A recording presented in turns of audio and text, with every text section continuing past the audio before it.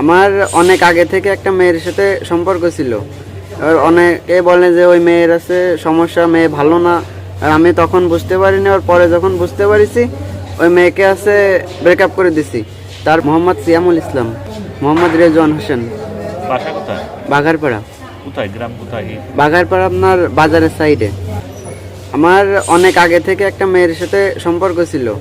এবার অনেকে বলে যে ওই মেয়ের আছে সমস্যা, মেয়ে ভালো না। আর আমি তখন বুঝতে পারিনি, আর পরে যখন বুঝতে পারিছি ওই মেয়েকে আছে ব্রেকআপ করে দিছি। তারপরে ওই মেয়ে আমাকে হুমকি দিয়েছে যে আছে আমাকে মারবে, ওই আমি যদি কখনো ওকে ছেড়ে দিই তাহলে আমাকে আছে হসপিটালে উঠাবে। তারপরে এবার আর একটা মানে ওই মেয়ে আর এক নাম্বার দিয়ে আর একজনকে দিয়ে আমার সাথে কথা বলাইছে, আর বলেছে যে সন্ধ্যার সময় ওই যে আপনার মহিরান গ্রামে ওই জায়গায় দেখা করতে যেতে। এবার আমি গেছি, যাওয়ার পরে হচ্ছে দুইজন আসছে আমার কাছে, আসছে বলছে যে আছে কি এই জায়গায় কি। আর আমি কোনো কথা বলতে পারিনি, ওই সঙ্গে সঙ্গে আমার দুই পায়ে ছুরি মারছে। এবার আমি দৌড়াতে গেছি, দৌড়াতে পারিনি, পড়ে গেছি। তারপরে আমার হাতে, বাহুতে, থাইতে সব জায়গায় ছুরি মারছে। দুজন কে চেনেন? দুইজনের মুখেই মুখোশ করা ছিল।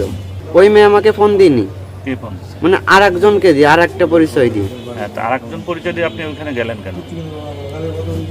আমাকে বলেছে যে দেখা করতে যেতে, এরকম। মানে এটা নতুন আরেকটা মেয়ের পরিচয় দিয়ে, তাই তো? নতুন আর একটা মেয়ের পরিচয় দিয়েছে। ওই মেয়ে বলেছে যে মেয়ের নাম আখি, বাড়ি আছে তালবাড়িয়া গ্রামে, পড়ে গার্লস স্কুলে, ক্লাস 8-এ। আর যে মেয়ের সাথে আপনার ইয়ে ছিল সেই মেয়েটা কি? যে মেয়ের সাথে আমার সম্পর্ক ছিল সেই মেয়ের নাম আছে হাবিবা, বাড়ি দহকুল্লা গ্রামে।